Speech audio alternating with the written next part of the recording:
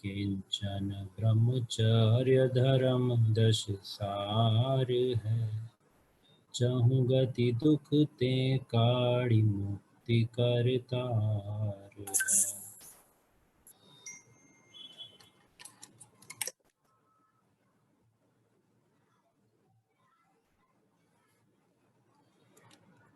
FCC पे unmute हो गया है।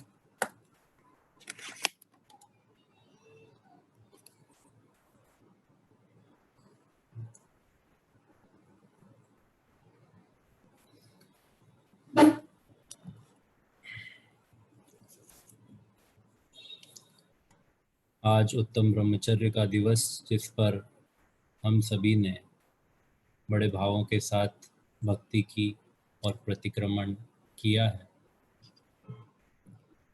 प्रतिक्रमण में जिन दोषों का निराकरण करने के लिए हमने भावना भाई है, वह दोष किस तरह हमारे जीवन में ना हो और किस प्रकार हम शुद्ध तपाए हुए सोने की तरह 16 ताव जिसके लग चुके, इस प्रकार के सोने की तरह उज्जवल हो जाएं, प्रांजल हो जाएं और हमारे भाव जो हैं वह अरहंत सिद्ध आचार्य उपाध्याय और साधु की आराधना में और अपने एक शुद्धात्म तत्व की आराधना में लग जाएं।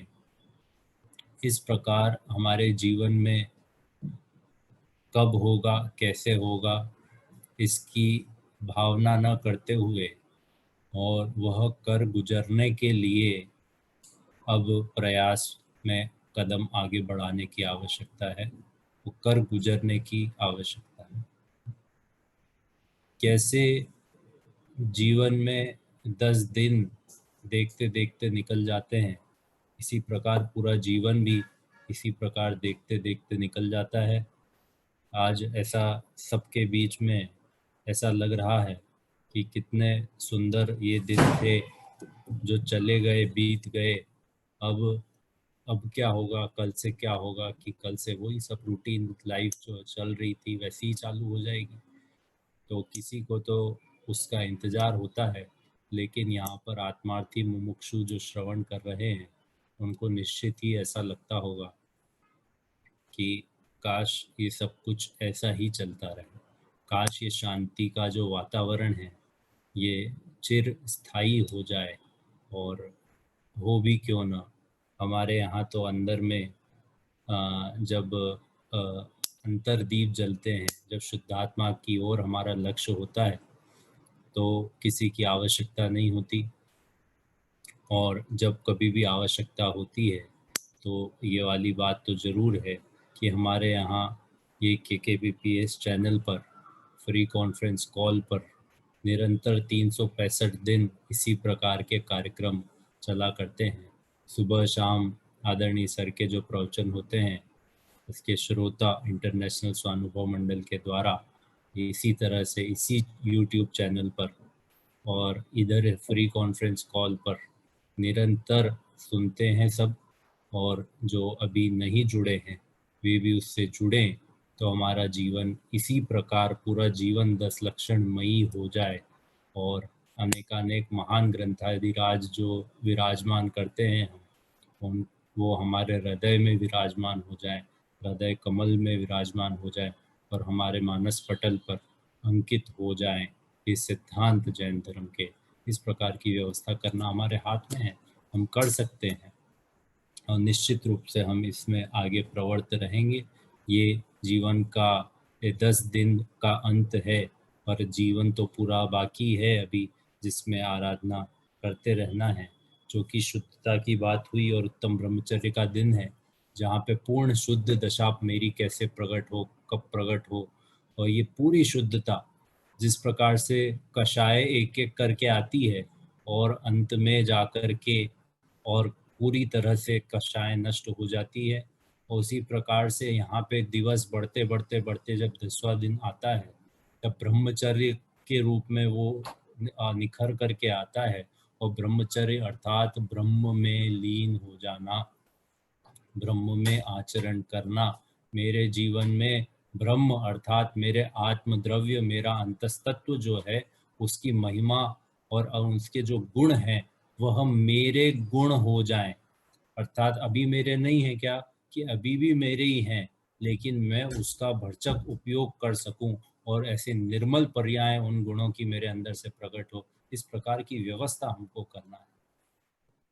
चूंकि शुद्धता की बात है, इसलिए ये समझना बहुत आवश्यक है कि शुद्धता कब प्रकट होगी, ये सवाल जो है ये अलग सवाल है। और एक जो आचार्य देव जो हमको कॉन्फिडेंस देते हैं, जो बल हमको देते हैं, जिसके कारण की शुद्धता प्रकट होना पराधीन वृत्ति है और शुद्ध हूँ स्वाधीन हूँ, इस तरह की जो स्वाधीन वृत्ति है और जो मेरे हाथ में है, जो मेरे कंट्रोल में है, जिसकी पर्यायों के प्रकट होने की इंतजार हमको नहीं करना पड़ता, ऐसी चीज में हूँ कि इंतजार करना पड़ेगा क्या, ये काल लब्धि आएगी तब होगा, अभी क्या करें हम। इस प्रकार की बातें, ये तो बातें टालने वाली हैं, लेकिन यहाँ पे जीवन में जब ये वाली बात समझ में आ जाएगी कि कब होगी मेरी सिद्ध दशा, ये भी पराधीन वृत्ति है। यहाँ पे तो कहते हैं कि सिद्ध समान सदा पद मेरो, कि यहाँ पे मैं सिद्ध समान ही हूँ, इस प्रकार की जब अंदर में लगन लग जाती है, इस प्रकार की जब अंतर में श्रद्धान हो जाता है, इस प्रकार का जब सम्यक ज्ञान हो जाता है, तब वह कहलाता है कि अंदर में चैतन्य सूर्य का उदय हुआ है। मैं एक शुद्ध सदा अरूपी, क्या कहा कुंदकुंदाचार्य देव ने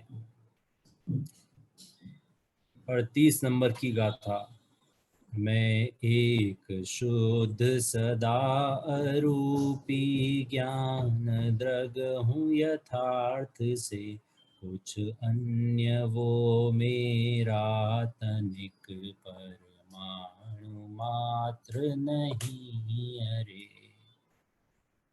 दोनों दिन की बात आ गई इसमें कि एक तो आकिंचन्य जो कि हमने कल मनाया, परमाणु मात्र नहीं अरे, एक परमाणु भी मेरा नहीं है।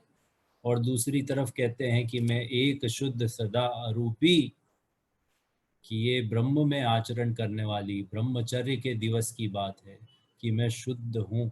शुद्ध हूँ कि थोड़ी सी कोशिश कर लो शुद्ध हो जाओगे, वो बात नहीं है। यहाँ पे कहते हैं कि मैं शुद्ध ही हूँ, मैं शुद्ध ही विराजमान हूँ, मैं जैसा हूँ वैसा अपने आप को अपने लक्ष्य में लेने की देर है, अपनी श्रद्धान में बस उस बात को बिठाने की देर है कि मैं शुद्ध हूँ। मैं शुद्ध हूँ ऐसा विचार करने से यदि शुद्धता प्रकट हो जाती है तो फिर क्या आपत्ति है, कितनी देर है। ये दूध है, वो दूध लेकर के आया ग्वाला और वो बोला कि शुद्ध दूध लाया हूँ। अब वो दूध निकला तो उसमें देखा तो समझने वाले ने तो समझ लिया कि इसमें तो पानी मिला हुआ है। अब पानी मिला हुआ जो दूध है उसको शुद्ध करने के लिए क्या करना पड़ेगा, कि पानी मिला हुआ दूध है उसको शुद्ध करने के लिए बहुत कुछ करना पड़ेगा, उसको उबालना पड़ेगा और दूसरी कोई शुद्ध अशुद्धता होगी तो फिर तो वो निकल ही नहीं पाएगी। इस प्रकार का हो जाएगा कि दूध को उबाल करके गर्म करके और उसका पानी निकाल करके और फिर शुद्ध दूध प्रकट होता है, इतनी मेहनत करनी पड़ती है। अरे यहाँ पे वो न्याय नहीं है। यहाँ पे आत्मा को इस प्रकार से अशुद्ध हुआ ही नहीं है कि जिस प्रकार से वो हुआ है, वो उदाहरण यहाँ पे लागू ही नहीं पड़ता। यहाँ पे तो मेरा आत्मा तो शुद्ध ही विराजमान है, शुद्ध ही है। तो शुद्ध है इसलिए शुद्धता को समझो भाई। तो किस प्रकार से समझें, तो यहाँ पे आचार्य देव कहते हैं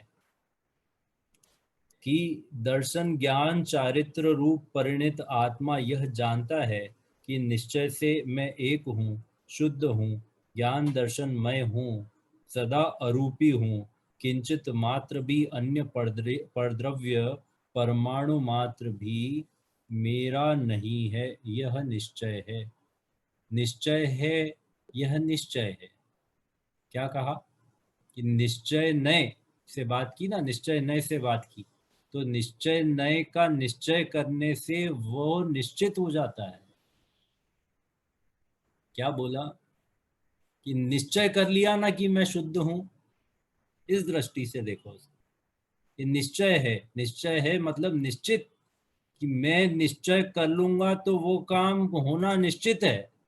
तो निश्चय करना, उससे कार्य क्या हो जाता है, निश्चित हो जाता है। अर्थात वो होता ही होता है। राम बाण है कि जो राम का बाण जो निकला वो अपने लक्ष्य तक पहुंचेगा ही पहुंचेगा, नहीं पहुंचने की कोई बात ही नहीं है, ऐसी गारंटी है। तो फिर ये निश्चित बात को हम सुनिश्चित करें, इसके लिए क्या करना चाहिए, उसके लिए हम आज टीका पढ़ेंगे। इसके बाद यहाँ पे बहुत ही सुंदर जो 10 दिन हमारे निकले हैं, उसमें क्या क्या हुआ, किन किन लोगों ने किस किस प्रकार से सहयोग दिया और किसने क्या ग्रहण किया, इस तरह की 15-20 मिनट का एक कार्यक्रम है, उसमें आप बने रहिएगा।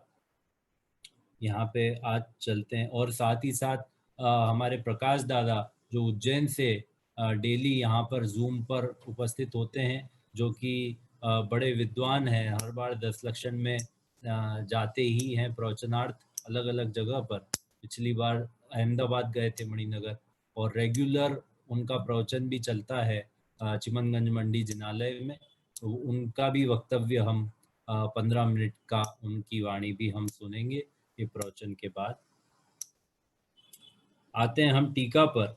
जो अनादि मोहरूप अज्ञान से उन्मत्तता के कारण अत्यंत अप्रतिबुद्धता और विरक्त गुरु से निरंतर समझाए जाने पर क्या कहते हैं कि अनादि से मैं कैसा हूं। यहाँ पे कहते हैं मोह रूप अज्ञान से उन्मत्तता के कारण अत्यंत अप्रतिबुद्ध था, कि अप्रतिबुद्धपना उसका नेचर नहीं है, उसका स्वभाव नहीं है, उसका लक्षण नहीं है, उससे कहीं मैच नहीं खाता, उससे किसी भी प्रकार से इस तरह से जुड़ा नहीं है कि वो अलग ना किया जा सके। इसलिए ऐसा नहीं कहा कि जो अनादि से अत्यंत अप्रतिबुद्धता, ऐसा नहीं कहा। ऐसा कहा कि जो अनादि से मोह रूप अज्ञान की उन्मत्तता के कारण, मतलब दोष किसका है, उन्मत्तता का दोष है। एक बार अकबर बाबूजी का उदाहरण है, युगल जी बाबूजी का, जो वो हमेशा बताते थे। ये उदाहरण जब भी आता है तो उनकी बड़ी याद आती है कि जब हाथी जा रहा था और उसके ऊपर महाराजा धीराज बादशाह अकबर बैठा हुआ था, और वो हाथी चलता हुआ जा रहा है और उसके पीछे पूरे का पूरा सेना है, जुलूस है पूरा का पूरा, और अपने शहर में भ्रमण कर रहे हैं। और सामने एक शराबी शराब पी कर के खड़ा हो जाता है और बोलता है चिल्ला करके, हाथी बेचेगा। बादशाह को क्या चिल्लाता है, हाथी बेचेगा क्या। तो वो हक्का बक्का रह जाता है, देखता रह जाता है कि अकबर कि ये क्या हो रहा है। तो वो शराबी बोलता है, सुनाई नहीं दिया, हाथी बेचेगा। अब जो सैनिक आ जाते हैं इतने में उसको उठा करके साइड में ले जाते हैं और उसकी अच्छी खातिरदारी करते हैं। और इधर राजा जो रहता है, जो अकबर बादशाह होता है, वो कहता है इसको राजमहल में पेश किया जाए। अब वो घबराया। जब कब घबराया कि जब उतर गई उसके बाद घबराया कि मैंने कुछ गलत कर दिया है, अब राजमहल में पेश होना है अगले दिन, उससे तो नहीं बच पाएगा। तो बहुत चिंतित हो जाता है, पसीने पसीने लग जाते हैं और रात भर नींद नहीं आती। सुबह उठ के 5 बजे पहुंचता है बीरबल के पास कि आप ही हो रत्न अकबर के दरबार के, आप ही कुछ करो, मैं क्या करूं, मुझे तो मृत्युदंड मिलने ही वाला है, मेरा पूरा परिवार परेशान है, और किस कारण से हुआ ये आपको पता ही है। तो उसने कहा ठीक है, चिंता मत करो, मैं जो कहता हूँ करो। अब राज दरबार सजा और दीवाने आम में जब उसकी पेशी हुई तो कहा गया, राजा अकबर कहता है कि हाथी खरीदेगा। तो वो बोलता है कि कौन सा हाथी। वो शराबी बोलता है जो अभी शराब के नशे में नहीं है वो हाथी, वो जो है वो व्यक्ति। वो बोलता है कि कौन सा हाथी, किसकी बात कर रहे हो आप? अरे अरे, तूने कल बोला था ना, मुकर रहा है मेरे मेरे सामने, बादशाह के सामने मुकर रहा है। तूने कल बोला था ना कि हाथी बेचोगे, तो मैं बेचने तैयार हूं, तू खरीदेगा क्या? तो वो घबराता तो है, लेकिन उसके पास बल होता है। क्यों? क्योंकि उसका आइडिया उसने लगा लिया बीरबल के साथ। तो वो बोलता है कि हाथी जिसको खरीदना था वो तो गया, वो तो मैं नहीं हूं। तो बादशाह बोलता है कि ये कैसी बात कर रहा है? मैंने सुना, मैंने देखा कि तूने बोला था कि अरे बादशाह, वो मैं नहीं था। तो कौन था? कि वो थी एक बोतल शराब। क्या था वो? कि वो एक बोतल शराब ने बोला था कि हाथी खरीदेगा क्या, तो आप उसी को बेचो, बेचना है तो। मैंने तो बोला ही नहीं।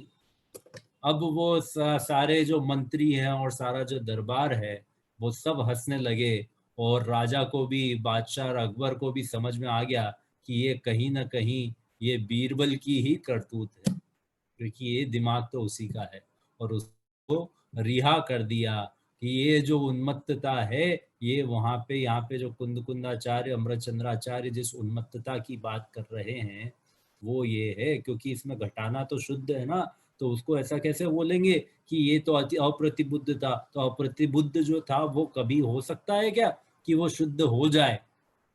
जो वस्तु अशुद्ध है वह शुद्ध हो ही नहीं सकती, शुद्ध वस्तु ही शुद्ध हो सकती है। क्योंकि अशुद्धता तो कहाँ पर है? कि वो उन्मत्तता, मोह की उन्मत्तता। जैसे उसकी एक बोतल शराब ने गलती की थी और उसकी सजा उसको मिलने वाली थी, लेकिन उसने ये मान लिया कि ये तो उसकी करतूत है, एक बोतल शराब की। मतलब वास्तविक मैं जो हूं, जो मेरा स्वरूप है, जो मेरा स्वभाव है, वह वैसा नहीं है कि मैं आपसे ये गुस्ताखी करूं कि हाथी बेचेगा क्या। ये मेरा स्वभाव नहीं है, ये तो उसका टेम्परेरी, उसका असर था जो बोल रहा था। उसी प्रकार से यहाँ पे जो उन्मत्तता कही है वह मोह की शराब के कारण जो उन्मत्त हो रहा हूं, पागल हो रहा हूं, निज पर का विवेक खो दिया है, ये सारा उस कारण से हो रहा है। इसमें मेरा स्वभाव और मेरा सहज स्वभाव और मेरा ज्ञान दर्शन स्वभाव और मेरी शुद्धता, ये कहीं भी मलिनता को प्राप्त नहीं होती। ये मोह होने पर भी मोह से रहित दशा के दर्शन करवाना है यहाँ पे जीव को। ये कह रहे हैं कि अप्रतिबुद्धता और विरक्त गुरु के निरंतर समझाए जाने पर, जिस प्रकार बीरबल ने समझाया था कि तुझे क्या करना है, अरे वो तो एक उदाहरण था। यहाँ पे सिद्धांत में कौन है गुरु हमारे? कि यहाँ पे निर्ग्रंथ गुरु समझा रहे हैं। अरे केवल ज्ञानी समझा रहे हैं, परम गुरु जो है वो समझा रहे हैं। क्या कहते हैं वो? विरक्त गुरु की निरंतर समझाए जाने पर जो किसी प्रकार से समझकर सावधान होकर, अब वो समझ गया और सावधान भी हो गया।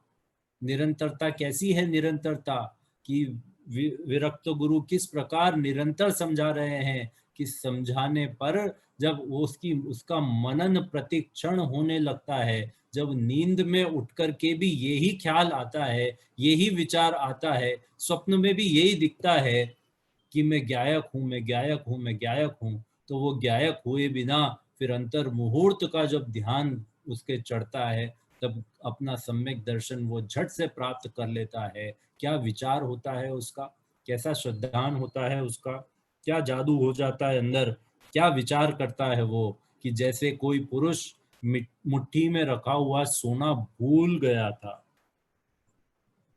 मुट्ठी में रखा हुआ सोना जो भूल गया था, मुट्ठी में रखा हुआ सोना ही लिया है। यहाँ पे क्या कहा? रखे हुए सोने को भूल गया हो और फिर स्मरण करे उस सोने को, देखे इस न्याय से। कौन सा न्याय है? कैसे देखा उसने शुद्धात्मा को? मुट्ठी में रखा हुआ है सोना। देखिए उदाहरण क्या है? मुट्ठी में रखा हुआ है अर्थात मेरे पास ही है, अर्थात उसको कमाना नहीं है, उसको बनाना नहीं है, उसको 16 ताव से शुद्ध भी नहीं करना है। वो तो जैसा है वैसा का वैसा मेरी मुट्ठी में रखा हुआ है। यहाँ पे ये शब्द भी नहीं लिया आचार्य देव ने कि जेब में रखे हुए सोने को याद करे उस अपेक्षा से, नहीं, क्योंकि उसके प्रदेश भिन्न हैं जेब के, और उसमें हाथ जाए और ना जाए और वो चेंज कर ले कपड़े तो वो तो अलग हो जाए उससे। लेकिन मुट्ठी में रखा हुआ सोना कैसा है कि वो उससे कोई अलग कर ही नहीं सकता, ना कोई चुरा सकता है, ना इधर उधर जा सकता है। और मेरे पास है, सबसे बड़ी बात, सुरक्षित है, सबसे बड़ी बात। उस न्याय से यदि देखा जाए तो ये जो स्वर्ण है, ये स्वर्ण मेरे पास कब मिलेगा, मुझे कब मिलेगा? तिजोरी में रखा हुआ नहीं कहा। तिजोरी में तो रखा हो तो उसकी चाबी मिलेगी, फिर वो उसका वो होगा, फिर बहुत गांधे हैं, बहुत सारी बातें हैं उसके लिए, बहुत सारी शर्तें हैं, बहुत सारी अड़चने हैं। लेकिन मुट्ठी में रखा हुआ हो, कोई हिला सकता है, कोई छीन सकता है, कोई दूसरा क्लेम कर सकता है उसके ऊपर कि नहीं वो तो मेरा ही है। तो फिर तूने उस सोने को जब मुट्ठी में ही रखा है तो क्यों नहीं पहचाना था कि स्मरण नहीं था? स्मरण नहीं था उतने काल के लिए ही। उससे जो कॉन्फिडेंस, जो शक्ति, जो उसके परचेजिंग पावर का जो ज्ञान है, वो मुझे कब तक नहीं है? कि जब तक वो मैं याद ना कर लूं कि वो वहां पे रखा हुआ है तब तक। कहाँ पे रखा है? कि कहीं रखा नहीं है, मेरे पास ही है, मेरी मुट्ठी में है। इस प्रकार से सोना जो है वह भूल गया कि हाथ में ही है, मेरे मुट्ठी में है, और वो स्मरण आ गया, याद आ गया कि अरे मेरी मुट्ठी में ही है। अभी तो मुट्ठी खोल के देखा भी नहीं है, अभी तो मात्र स्मरण किया है। तो मात्र स्मरण करने से ही सारा काम हो गया कि है ना मेरे पास, है ना मेरी शक्तियों का स्वामी मैं हूं ना, कि इसका ये स्वर्ण का स्वामी मैं हूं। इस बात को स्मरण किया और स्मरण करने मात्र से वो उसका स्वामीपना चालू हो गया, उसको वो उसका स्वामी हो चुका। अब वो उसका स्वामी हो गया तो अब क्या कि अपने परमेश्वर सर्व सामर्थ्य धारक आत्मा को भूल गया था, उसे जानकर, उसका श्रद्धान कर और उसका आचरण करके उसमें तन्मय होकर जो सम्यक प्रकार से आत्मा राम हुआ है। क्या कह रहे हैं कि अब वो जो पुद्गल राम था, जो वो अनात्मा राम था, वो अब जाकर के आत्मा राम हो गया। अर्थात कि मैं अपने में स्वयं को पहचान गया कि मैं कौन हूं। अब मैं कौन हूं ये समझ गया तो फिर किस बात की देर है कि वह मैं ऐसा अनुभव करता है। अनुभव करना, वास्तविकता कहाँ पर है कि अनुभव करना कि मैं कौन हूँ। यहाँ पे जिनवाणी में आया और कहा और सुना, और वाह वाह वाह क्या बात कही है, बहुत सुंदर, कितना बढ़िया प्रतिक्रमण कराया भरत भाई ने। मैं शुद्ध हूँ ऐसा कहा। हाँ हाँ हाँ, मजा आ गया। कुंद कुंद आचार्य की ये वाली गाथा ली, वो वाली गाथा ली, कितना भाव से। अब ये जो प्रतिक्रमण का अच्छा पना है, इसको किस रूप में लिया लेने वाले ने? किसी ने सही रूप में लिया हो तो वो तो महान बात है, लेकिन अच्छा हुआ ये लिया कि ये वास्तविकता से अपने आप को कनेक्ट किया। दोनों अलग अलग बात है कि नहीं? कि कोई कहाँ पे उलझ गया, कोई कहाँ पे उलझ गया, कोई वहां पे सीन सिनेरी में उलझ गया, कोई जिनेंद्र भगवान की प्रतिमा कितनी सुंदर है उसमें रह गया, उससे आगे नहीं बढ़ पाया, और कोई अपने अंदर में भी उतर गया। इस प्रकार से सबका अलग अलग हुआ ना। और सबका अलग अलग वर्तन जिस प्रकार से होता जाता है, और यहाँ पे कहते हैं कि यहाँ पे सम्यक पथ को यदि पाना है, यदि वास्तविक दशा को देखना है, यदि मेरी अपनी स्वयं की परवाह करनी है, यदि मुझे अपने स्वयं का ज्ञान करना है, यदि पुरुषार्थ से मुझे शरीर से जुदा जो आत्म तत्व है, जो सोने मुट्ठी में बंधे हुए सोने के समान है, उसकी याद करनी है, तो मुझे किसकी आवश्यकता है? कि बस कोई बताने वाला मिल जाए कि तुम्हारे पास कितना धन है, तो गुरु तो मिल गए। निर्ग्रंथ गुरु कुंद कुंदाचार्य की डायरेक्ट वाणी मिल गई, जिन्होंने सीमंदर की देशना डायरेक्ट ग्रहण की, और उनकी देशना जो ग्रहण करके जो वहां पे कहा गया वही बात आकर के इन ग्रंथों में लिख डाली। और कितना डायरेक्ट चाहिए कि नहीं, वो तो क्या है, केवली के पाद मूल में ही सम्यक तो होता है। तो भैया कि भाई वहां तक पहुंचे क्या हम, कि हमें किसी प्रकार से कोई देशना मिली हो तो वो देशना भी अभी फलीभूत हो, इस प्रकार का कारण तो बन सकता है ना। वो प्रयत्न तो अपना नहीं छोड़ना चाहिए, इस प्रकार से हमको इस पथ में आगे तो बढ़ना चाहिए ना। कि यहाँ पे प्रेरणा देने के लिए ये अंतिम दिन अपने आप को शुद्ध अनुभवने के लिए ये वाली गाथा ली है। कि माल जो कुंद कुंदाचार्य दे के गए हैं, वो तो इस दिन इस मंगल दिवस पर हम लोग सब उसके भाजक बने। यहाँ कहते हैं कि चैतन्य मात्र ज्योति रूप आत्मा हूँ, ज्योति रूप आत्मा, 9 तत्वों में छुपी हुई जो ज्योति उसे बतलाती, ऐसी जिनवाणी है। ज्योति रूप अर्थात क्या होता है कि जो ज्योति होती है, जो लौ होती है दीपक की, वह लौ प्रकाशित करती है, प्रकाशित करती है, अर्थात उसी तरह का ज्योति रूप आत्मा मेरा है। ज्योति रूप मतलब क्या कि 9 तत्व है, 9 कमरे हैं घर में, 9 कमरे हैं, तो वो 9 कमरों को प्रकाशित करने के लिए कितने दीपक चाहिए? एक ही दीपक काफी है। उस दीपक को लेकर के 9 कमरे में जाओ तो 9 के 9 कमरे अपने अपने अनुसार जैसे हैं वैसे दिखने लगते हैं। अच्छा, वो दीपक है, वो एक कमरे से दूसरे कमरे में जाता है, तो क्या वह पहले कमरे रूप हो जाता है या स्वयं अपने रूप रहता है? कि अपने रूप रहता है।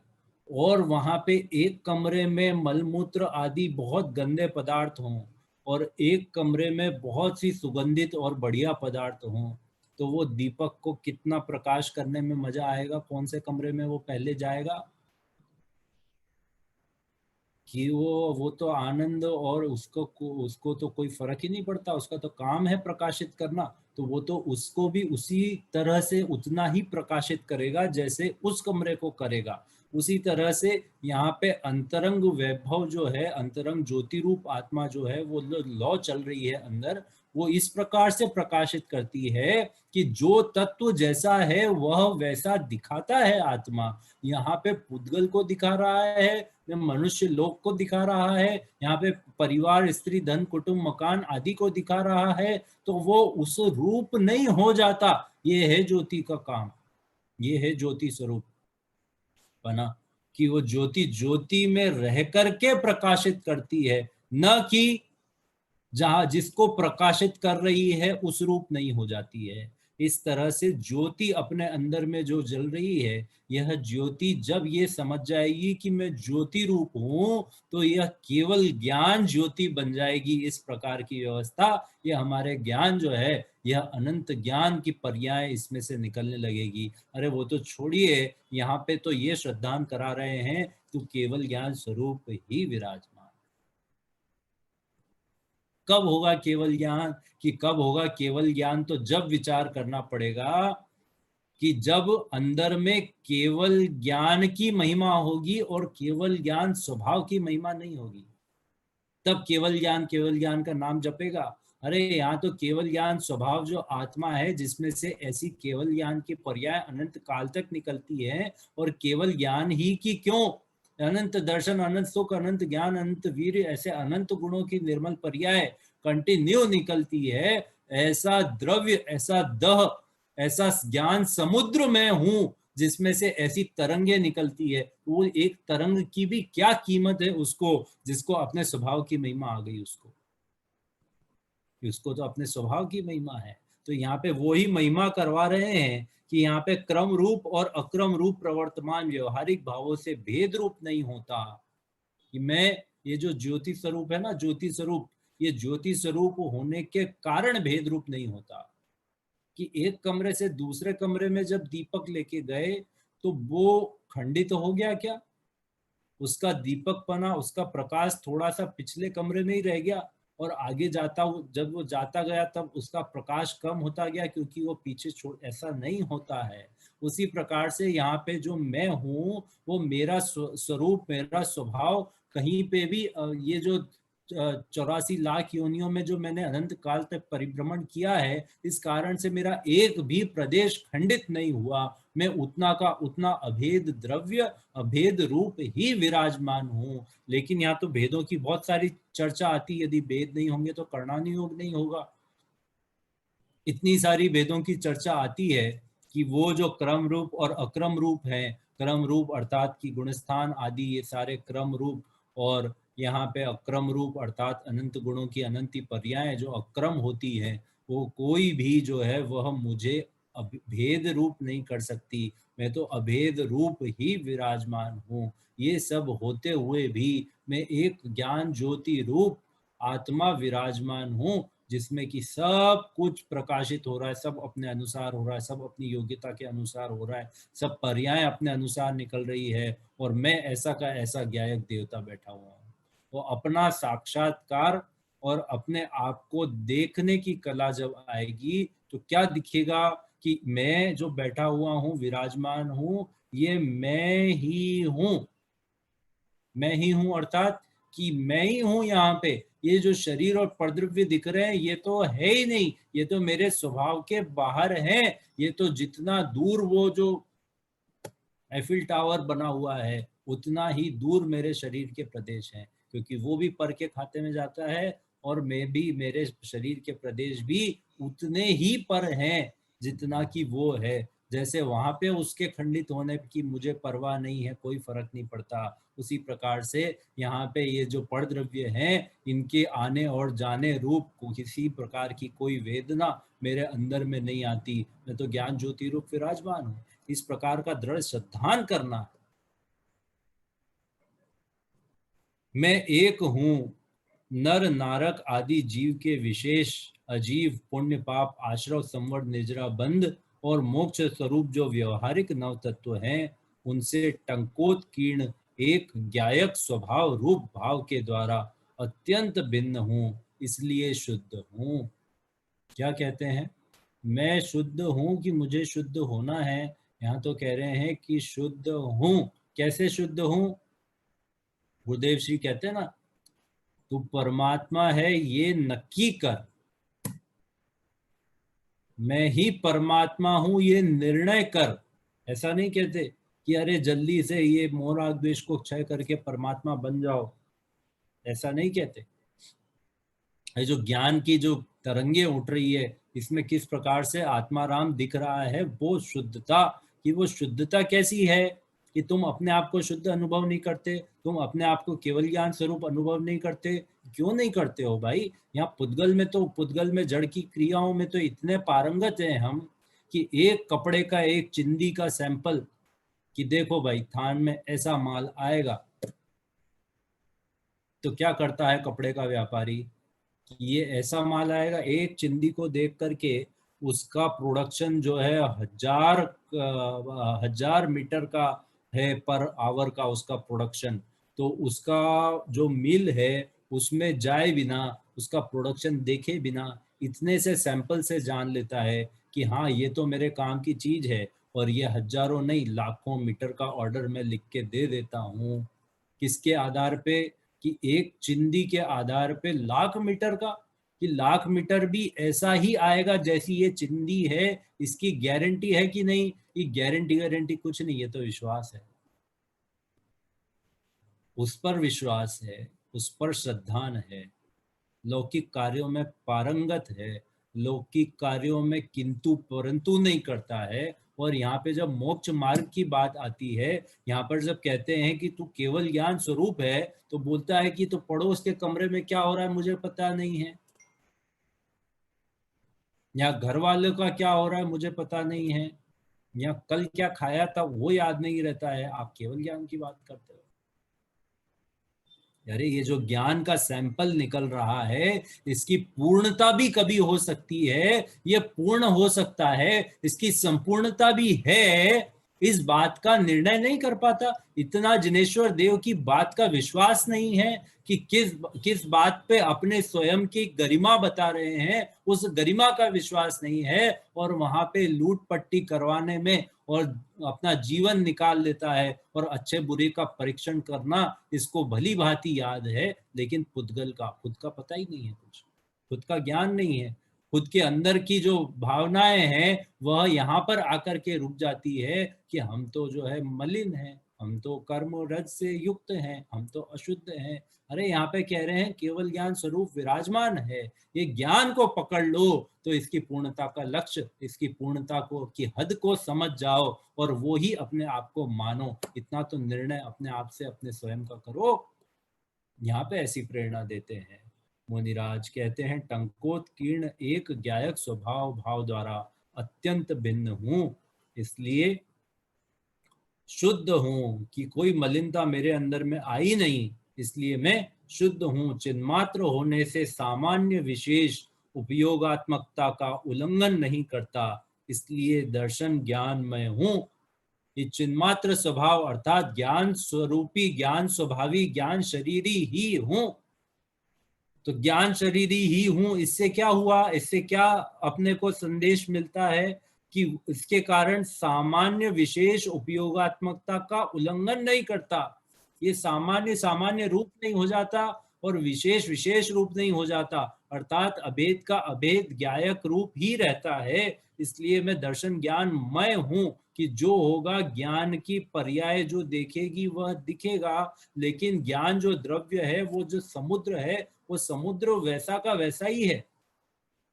समुद्र के अंतस्थल में कहीं पे भी लहरें नहीं हैं, वो तो ऐसा गंभीरता लिए हुए विराजमान है। ऐसे ज्ञान दर्शन स्वभाव को लिए हुए मैं गंभीर रूप से परिवर्तनशील न होते हुए विराजमान हूँ। दृष्टि का विषय वो ध्रुव है, ये जो बाहर की पर्याय हैं जो होती अवश्य हैं, लेकिन यह मेरे लक्ष्य नहीं है। मेरा लक्ष्य तो ध्रुव की ओर है। जो द्रव्य दृष्टि है वो सम्यक दृष्टि है, और जो पर्याय दृष्टि है वो मिथ्या दृष्टि है।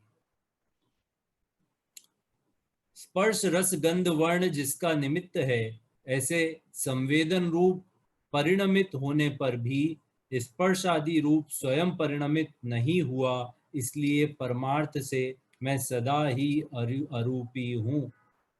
परमार्थ से अरूपी हूँ मतलब कि व्यवहार से रूपी हूँ क्या? ये व्यवहार से रूपी पना अभी जो संयोग में है, उस मनुष्य शरीर को देख करके यदि मैं अपने आप को मैं कहता हूँ, ये शरीर में मैं अपने आप को कहता हूँ, जो कदाचित कोई सम्यक दृष्टि भी यदि ये कहता है कि देखो ये मैं हूँ, मैं टोडरमल हूँ, या मैं बनारसी दास हूँ, इस प्रकार से कहता है, तो वो व्यवहार से कहता है, उसमें आपत्ति नहीं है। लेकिन यहाँ पे निश्चय से तो अरूपी जो दिखाई नहीं देता उसको यह मैं हूं कैसे बोल सकता है? ये तो अरूपी को जब दिखाते हैं तब गुरुदेव श्री फरमाते हैं कि जैसा मैं हूं वैसा तू है, ऐसा नहीं, जैसा तू है वैसा ही तू है। जैसे परमात्मा है अरूपी, उसी तरह का तू है। कि तू किसको देखना है, किसको देख करके कॉपी करना है कि जो अरूपी है उसका अरूपी से मैच कराया। देखो हूँ परमात्मा चू एम नक्की कर कि जो परमात्मा कैसा है, ये सिद्ध परमेष्टि अरूपी है, तो अरूपी है तो तू भी अरूपी है, तो जैसे सिद्ध है वैसा तू है। ये अरूपी से अरूपी का मैच हो गया। ठीक है, अब आगे चलते हैं कि अरूपी भी हूं, ज्ञान दर्शनमय भी हूं, और इस प्रकार से सबसे भिन्न ऐसे स्वरूप का अनुभव करता हुआ मैं प्रतापवंत हूं। इस प्रकार प्रतापवंत प्रवर्तते हुए मुझे यद्यपि मुझसे बाह्य अनेक प्रकार का की स्वरूप संपदा के द्वारा समस्त परद्रव्य सुरायमान है, तथापि कोई भी परद्रव्य परमाणु मात्र भी मुझ रूप भासते नहीं है। क्या कहा? प्रतापवंत हूं, अकेला प्रताप। प्रतापी कैसा होता है? प्रतापी राजा। महाराणा प्रताप कैसे थे कि महाराणा प्रताप कैसे प्रतापी थे? इतने प्रतापी थे कि जब उनके पास सेना नहीं थी तब उन्होंने अकेले ही सारा का सारा गढ़ जीत लिया और किस प्रकार से विजय रथ पर सवार होकर के और सारे मुगलों के छक्के छुड़ा दिए। क्या किया उन्होंने कि मैं अकेला ही काफी हूं, मुझे किसी की जरूरत नहीं है, मुझे किसी के सहारे की जरूरत ही नहीं है। ऐसा ठान लिया, मान लिया कि सेना है ही नहीं, तो अब उसकी तरफ देखे क्यों, जो होगा देखा जाएगा, मैं खुद ही आई एम इनफ। अभी ये वाली बात का श्रद्धान करते ही अंदर में कैसा शक्ति का सृजन होता है कि वो उसको जो कार्य वो करने गए हैं वो पूर्णता को प्राप्त होता ही होता है। उसी प्रकार से मैं ऐसा प्रतापवंत हूं, अरे कहीं कमजोर नहीं हूं कि मेरा क्या होगा, मुझे तो ये चाहिए, मुझे तो वो चाहिए, मुझे बाहरी कंडीशंस ऐसी चाहिए, मुझे बाहर के सहयोग ऐसे चाहिए कि जो सब मेरे सपोर्टिंग हो, मेरा काम धंधा सेट हो जाए उसके बाद करूंगा, मेरे बाल बच्चों की शादी हो जाए उसके बाद करूंगा। अरे ये चर्चा तो चलती रहने वाली है। बादशाह का घोड़ा जब पानी पीने आया हैंडपंप पर, और हैंडपंप में आवाज हो रही, चढ़ चढ़ चढ़ चढ़ आवाज हो, वो कहता है घोड़े वाला कि भाई मैं, बादशाह का घोड़ा है ये, और ये बादशाह का घोड़ा है, ये आवाज बंद करो, वो बिदक जाता है। तो वो हैंडपंप चलाने वाला बोलता है कि लो बंद कर दिया, बादशाह का घोड़ा है और आपका आदेश है तो बंद करना ही पड़ेगा। बंद कर दिया तो वो पानी आना बंद हो गया, तो घोड़ा पिए क्या, एक घोड़े को तो पानी पिलाने लाए हैं ना, घोड़ा पिएगा क्या।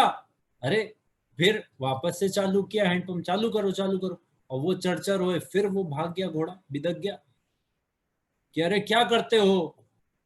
ये वो हैंडपंप चलाने वाला बोलता है देखो सुनो, तुम बादशाह के घोड़े को लेके आओ या बादशाह के घोड़े को लेकर के आओ, या कोई गरीब के घोड़े को लेकर के आओ, यदि पानी पीना है या पानी पिलाना है तो ये चरचर भी चलता रहेगा और उसी कंडीशन में पानी पीना पड़ेगा, नहीं तो प्यासे रह जाओगे।